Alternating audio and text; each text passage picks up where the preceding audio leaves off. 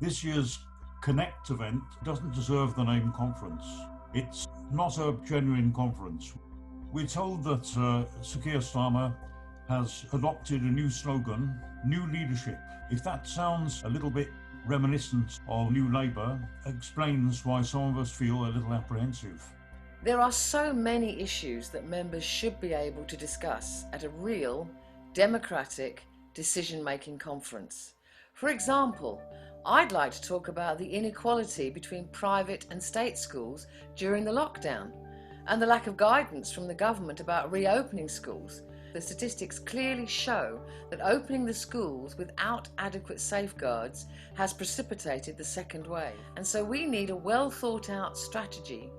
School budgets have been absolutely cut to the bone. I was just reading this morning an article about a head teacher who's been teaching 60 pupils in a maths class.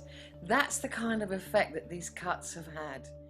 Members should really be discussing the demands of health workers for a 15% pay rise and an end to the marketisation of our health and social care services. Instead, what we have is Deputy Leader Angela Rayner speaking at a rally for frontline heroes.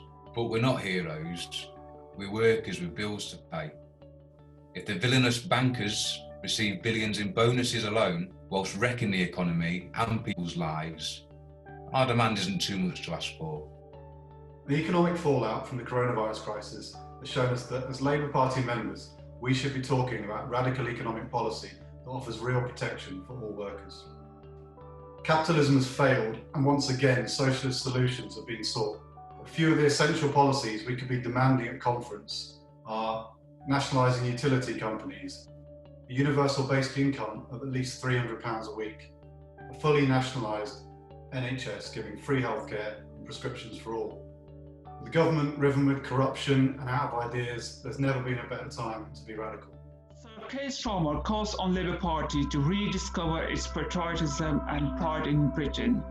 But we must not forget international solidarity. Labour Party must call upon government to stop selling arms to those regimes who are responsible of creating migrants' crisis. We simply cannot and must not turn our back on the most desperate people on this planet. We must welcome these refugees and migrants with open arms, not with army or border force as proposed by Priti Patel. And where's our opportunity to look at and talk about the end to forced deportations, to address police brutality?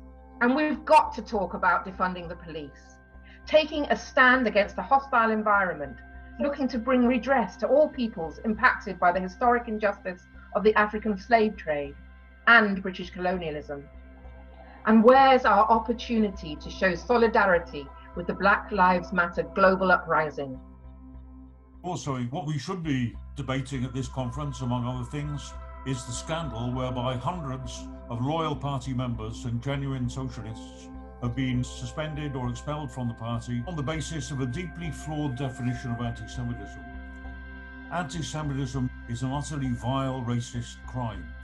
Jewish socialists like myself know that better than anyone. Alongside, no doubt, a few genuine anti-Semites, but hundreds of people have been hounded out on false or unproven charges. We need to reinstate them all, pending a quick, fair and impartial trial.